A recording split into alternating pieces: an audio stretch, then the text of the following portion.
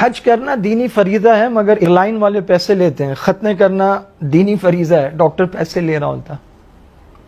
نکاح کرنا سنت ہے، شادی ہال رنٹ پہ لیے جاتے ہیں، پیسے دیتے ہیں وہاں پر. مسجد بنانا، اللہ کا گھر بنانا عبادت کا کام ہے. مستری مزدور وہاں پیسہ لیتا ہے، اور جب یہ لوگ پیسہ لیتے ہیں تو کوئی ان کے تقوی پہ شک نہیں کرتا، کوئی نہیں کہتا کہ دین کا کام ہے پیسے لے رہے ہیں.